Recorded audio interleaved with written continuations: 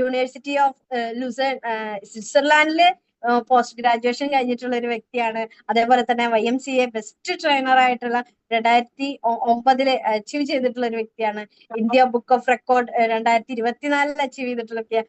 അതേപോലെ തന്നെ ഈ ഒരു നെക്സ്റ്റ് ലെവൽ IELTS ഒരു course school next level finishing school നടത്തുന്ന ഒരു ഫൗണ്ടർ ആണ് അദ്ദേഹം. അങ്ങനെ പറയുകയാണെങ്കിൽ ഒരുപാട് കാര്യങ്ങളുണ്ട്. അപ്പൊ ഈ ഒരു കൺസെപ്റ്റിൽ തന്നെ വളർന്നു വന്ന് ഒരുപാട് പേരെ വളർത്തിക്കൊണ്ട് അവരിലേക്ക് എല്ലാം വരുമാനം എത്തിക്കാനും സാറിന്റെ ജീവിതം തന്നെ മാറ്റിമറിക്കാനും പറ്റിയിട്ടുള്ള 2 തവണ നാഷണൽ സെയിൽസ് ടീം മാനേജർ എന്ന് പറയുന്ന ഒരു റാങ്കിലേക്ക് അപ്ഡേറ്റ് ചെയ്തിട്ടുള്ള വ്യക്തിയാണ്.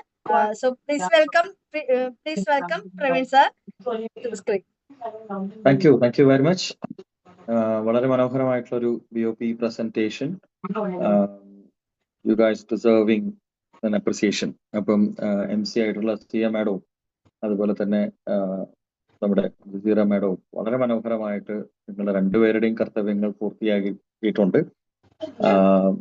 ഞാനിപ്പോ ഈ അടുത്ത കാലത്ത് കേട്ടതിൽ വെച്ചിട്ടുള്ള one of the best plan presentation ആയിരുന്നു ഇന്ന് നടന്നത്. പക്ഷെ നിങ്ങൾ ശ്രദ്ധിച്ചോ, തുടക്കത്തിൽ ഒരു ബ്ലോക്ക് അല്ലെ, തുടക്കത്തിൽ ഒരു ചെറിയൊരു തടസ്സം. ആ തടസ്സം വന്നപ്പോ നമ്മൾ ചെറുതായിട്ടൊന്ന് പാനിക്കായി അല്ലേ. കുറച്ചു പേരൊക്കെ ഇനിയിപ്പോ എന്താ ചെയ്യാ, അവർക്ക് കയറാൻ പറ്റിയില്ലെങ്കിലോ. ഇത് തന്നെയാണ് നമ്മുടെ ലൈഫിലും ചെയ്തോണ്ടിരിക്കണേ. നമ്മുടെ ജീവിതത്തിൽ തന്നെയാണ് വരണ ഒരു കുഞ്ഞു തടസ്സം വരുമ്പോഴേക്കും നമ്മൾ അങ്ങോട്ട് ടെൻഷൻ ആവും അല്ലെ. നമ്മൾ ആദ്യം ഒരു കാര്യം ചെയ്തു നോക്കും, ആ ചെയ്തു നോക്കുമ്പോൾ എന്തെങ്കിലും ഒരു ബുദ്ധിമുട്ട് വരും. ആ ബുദ്ധിമുട്ട് വരുമ്പോഴേക്കും ചില ആളുകൾ ഇട്ടിട്ട് ഓടും. എന്നെ കൊണ്ടൊന്നും ഇത് കൂട്ടിയാൽ കൂടൂല എന്നൊക്കെ പറഞ്ഞ് സ്വന്തം കഴിവിനെ മനസ്സിലാക്കാതെ സ്വന്തം കഴിവിനെ ഇൻസൾട്ട് ചെയ്തുകൊണ്ട് അല്ലെ. ഞാൻ ആ വാക്ക് ഉപയോഗിക്കാനാണ് ഇഷ്ടപ്പെടുക. നമ്മുടെ കഴിവിനെ നമുക്ക് മനസ്സിലാക്കാൻ കഴിഞ്ഞില്ലെങ്കിൽ you are insulting your skills.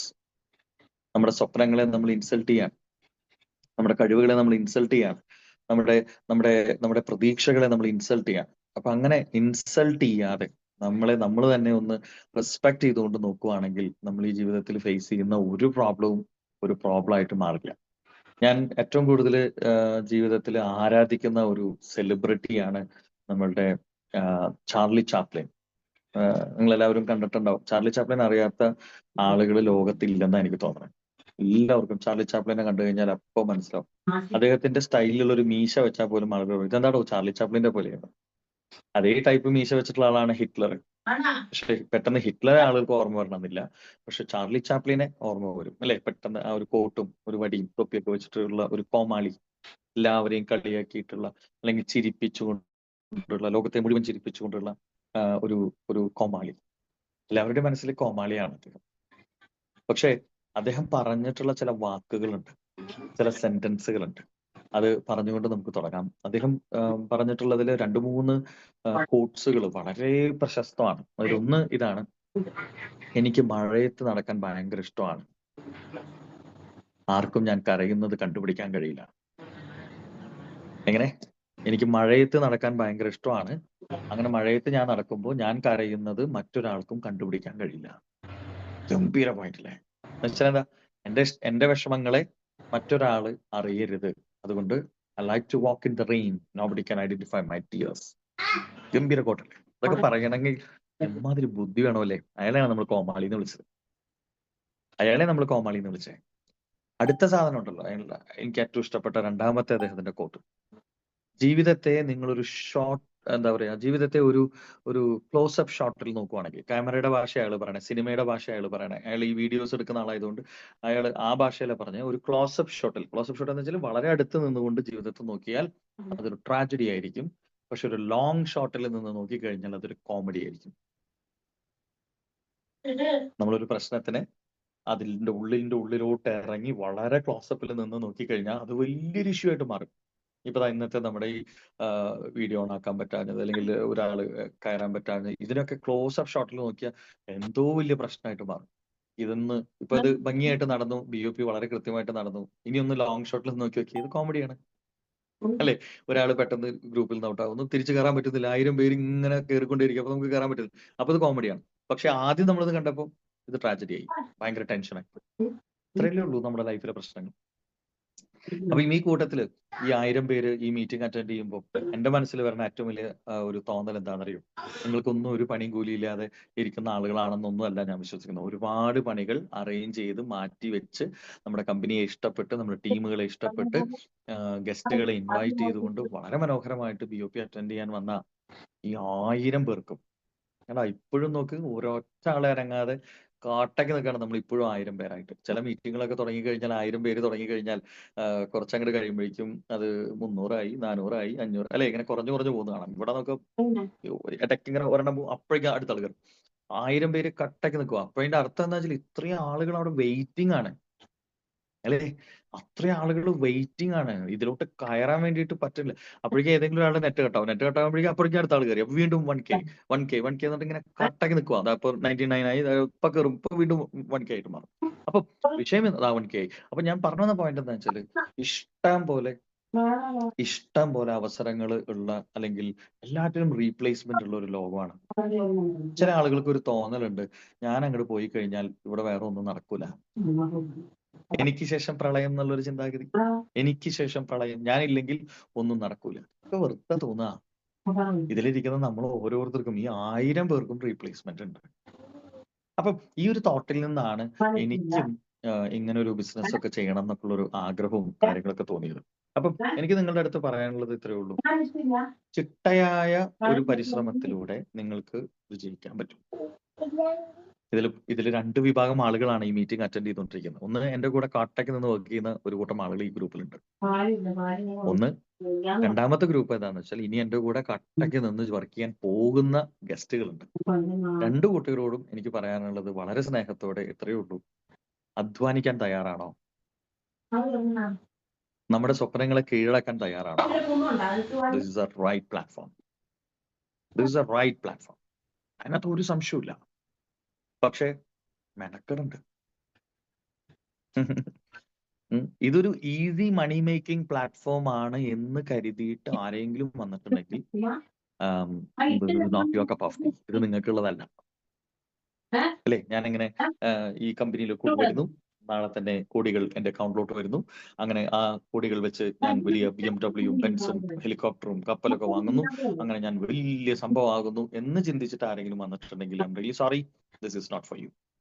ഇത് സാധാരണക്കാരന്റെ കമ്പനിയാണ്. ഇത് സാധാരണക്കാരന്റെ കമ്പനിക്ക് വേണ്ടി, സാധാരണക്കാരന്റെ വെൽ ബീയിങ്ങിന് വേണ്ടി, അതുപോലെ പണം ഉണ്ടാക്കണം എന്ന് ആഗ്രഹിക്കുന്ന, ലീഗലായിട്ട് പണം ഉണ്ടാക്കണം എന്ന് ആഗ്രഹിക്കുന്ന ആളുകൾക്ക് വേണ്ടി നിർമ്മിക്കപ്പെട്ട ഡയറക്റ്റ് സെല്ലിംഗ് എന്ന് പറയുന്ന ഒരു മാർക്കറ്റിംഗ് ശൃംഖലയുടെ ഭാഗമാവാൻ വന്നവരും ഭാഗമായവരുമാണ് ഈ ഗ്രൂപ്പിലുള്ളത്. കാലാകാലങ്ങൾക്കനുസരിച്ച് മാർക്കറ്റിംഗിൽ ഒരുപാട് മാറ്റങ്ങൾ വരും. വിച്ച് മീൻസ്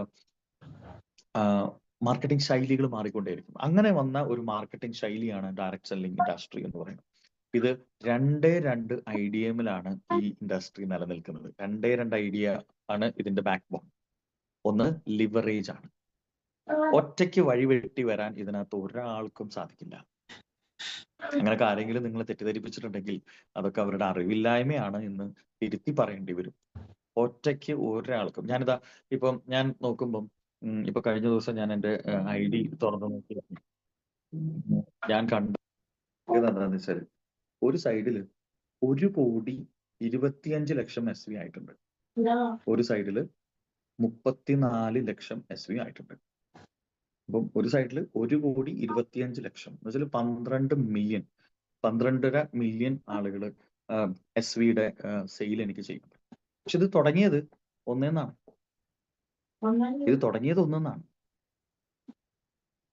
എന്താ, കൺസിസ്റ്റന്റ് ആയിട്ട് നമ്മൾ ചെയ്യുന്ന പ്രവർത്തനങ്ങൾ. കഴിഞ്ഞ 9 വർഷമായിട്ട് ഞാൻ ഈ മേഖലയിൽ പ്രവർത്തിക്കുന്നുണ്ട്. പക്ഷെ ആദ്യമൊക്കെ നിങ്ങളെപ്പോലെ അത്ര കോൺഫിഡന്റ് ആയിട്ടൊന്നുമല്ല ഞാൻ ഈ ബിസിനസ്സിലേക്ക് വന്നത്. വളരെ യാദൃശ്ചികമായിട്ട് ഒരു സാധാരണക്കാരനെ പോലെ വന്നതാണ് ഈ ബിസിനസ്സിലേക്ക്. അപ്പം പക്ഷെ ചെയ്ത മാറ്റം എന്താണെന്ന് വെച്ചാൽ ഈ ബിസിനസ്സിനെ പറ്റി പഠിക്കാൻ ശ്രമിച്ചു, പഠിപ്പിക്കാൻ ശ്രമിച്ചു.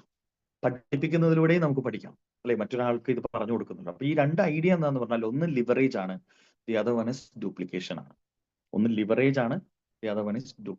എന്താ ലിവറേജ്? ഒരു കുഞ്ഞ് എക്സാമ്പിൾ പറഞ്ഞാൽ മനസ്സിലാവും. ഇനി നമുക്ക് എത്ര ദിവസമുണ്ട് ദുബായ് കോൺടെസ്റ്റിന്? 23 ദിവസമുണ്ട് ദുബായ് കോൺടെസ്റ്റിന്. ഇതിൽ നമുക്ക് 2 രീതിയിൽ കാണാം കേട്ടോ. ഇനി നമുക്ക് 23 ദിവസമേ ഉള്ളൂ ദുബായ് കോൺടെസ്റ്റിന് എന്ന് പറയുന്ന ആളുകളെ എനിക്കറിയാം.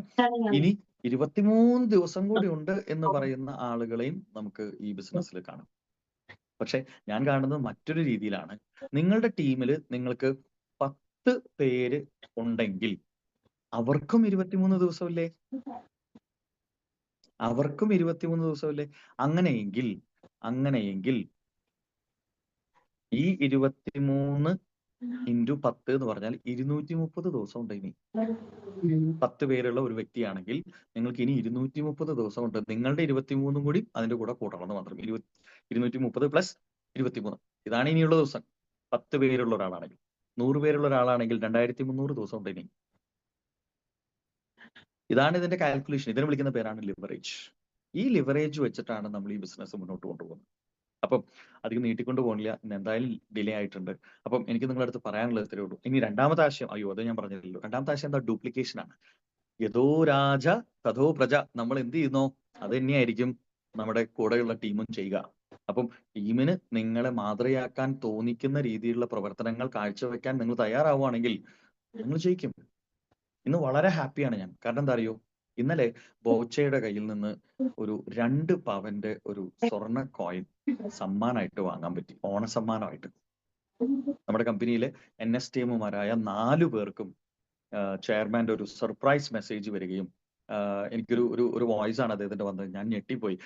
ഹലോ പ്രവീൺ, എവിടെയാ ഉള്ളത്? ഞാൻ ഓണത്തിന് കുറച്ച് തിരക്കിലായിരുന്നു. അപ്പൊ അതുകൊണ്ട് ഓണസമ്മാനം എന്റെ കയ്യിലുണ്ട്. അത് വാങ്ങാൻ എത്രയും പെട്ടെന്ന് വരണം. PA ആയിട്ടൊന്ന് കോർഡിനേറ്റ് ചെയ്യുന്നുണ്ട്. അങ്ങനെ ഇന്നലെയായിരുന്നു എനിക്ക് ഒഴിവുണ്ടായത്. കാരണം ഞാൻ കുറച്ച് ദിവസമായിട്ട് കണ്ടിന്യൂസ് ട്രെയിനിങ് പ്രോഗ്രാമുകളിലായിരുന്നു. അപ്പൊ അതുകൊണ്ട് കാരണം ദുബായിക്ക് പോകണ്ടേ, എനിക്ക് 40,000 SB ലെഫ്റ്റും റൈറ്റും അടിക്കണം.